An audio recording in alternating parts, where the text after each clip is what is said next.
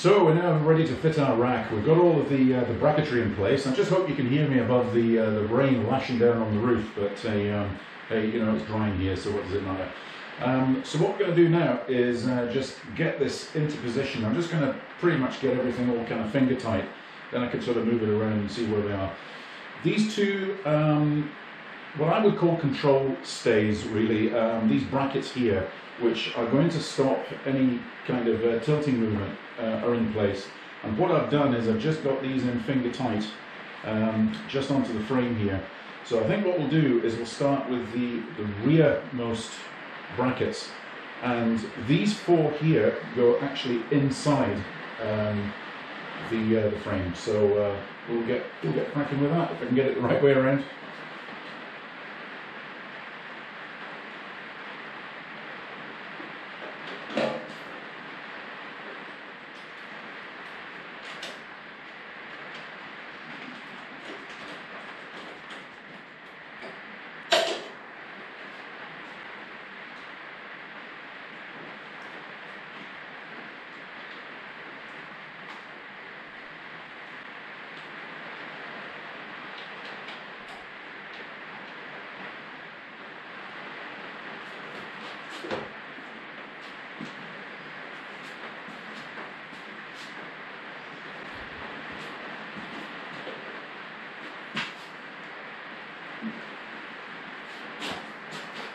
And that, I think, is pretty much in position now.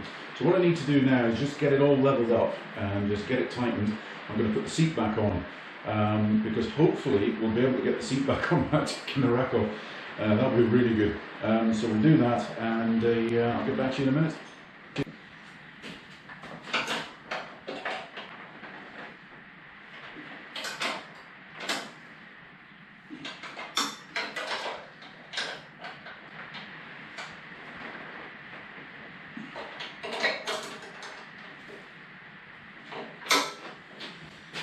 And there we have it. We've got the seat back on. That went on really easily, actually. So there's no conflict between the rack and the seat, so that's really good. Everything's tightened up. I've eyeballed it just to make sure it's nice and level. I've looked at it from the back to make sure it's straight. Everything seems to be fine. I've still got that little bit of adjustment in there if I need to, because once the bike is actually on the ground and there's weight on it, and I'm sitting on it, which is quite a considerable bit of weight, then what will happen is the bike will settle into a kind of a level, and then I think what I'll probably do is just sort of get a photograph of that, and then just have a look at it and just see what the level of the rack is, to see whether it's correct. But the best I can do at the moment really is just to level it on the ramp without any weight on pretty much most of the weight off the wheels. So the next stage really is just the top box, getting that marked off, getting it drilled, and getting it installed. So that's where we'll go next. Well, that's our rack fitted, and I'm pretty pleased with that. It's a very, very solid structure now that it's all tightened up, and it's leveled out quite nicely as well, or at least as much as I can do before I get it actually on the ground. So the next stage really is to get our top box fitted. And what I've done is I've gone over to the rack, and I've positioned these U-clamps in a place where I think probably is going to spread the load enough to hold it in position. What you've got to remember is that there's quite a bit of vibration on these old British bikes. So what I've done is I've put a fabric tape just inside this U-clamp. Again, it's really just to stop any sort of chafing and rubbing on there. I've also made up some little rubber gaskets as well, just little rubber washers. I made these out of sort of 1-inch flat sort of rubber tape that I had lying around. Dead easy to make. I'm surprised they're not actually in the kit, but it's probably not necessary. I just prefer it, to be honest. So having it sort of laid these out, I can now sort of go ahead and sort of mark off where the holes are going to be drilling through, and it's like everything else in this game, measure twice and drill once. So let's carry on with that and see how we get on. So time to mark off our holes ready for drilling, and what I'm going to do is I'm just going to get this if you like, sort of laterally in the sort of centre line of the bike. But what I'm going to rely on is these straps that run around here. There's rivets through here, and I'm assuming that these rivets are actually in line, which I'm sure they are, and looking at it just by eyeballing it, they appear to be. What I'm doing is I'm just going to run the box actually up against those rivets and then just bring it back, maybe just a couple of millimetres just to clear it. And then really it's just a question then of just measuring across to the rack, and it's looking like about sort of 94 millimetres.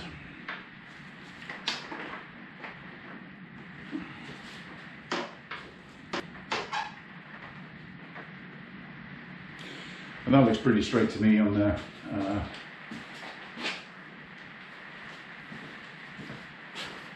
Yeah, that looks good. So we'll mark that off and we'll get it drilled.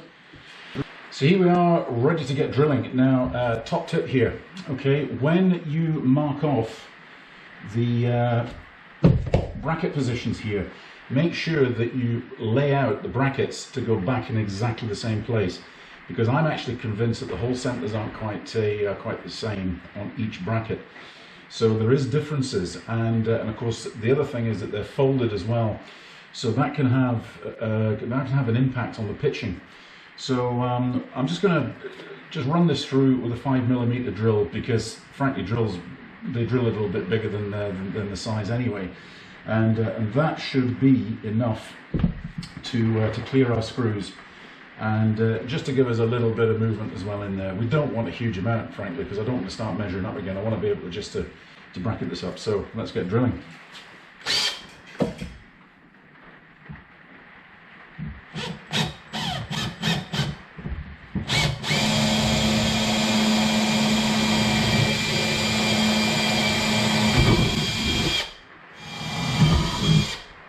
Do you know, I actually quite like the smell of the fiberglass being machined.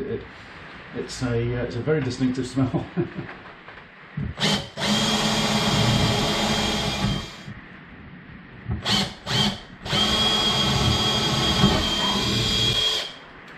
So there we are, we're committed now, so let's see how it fits.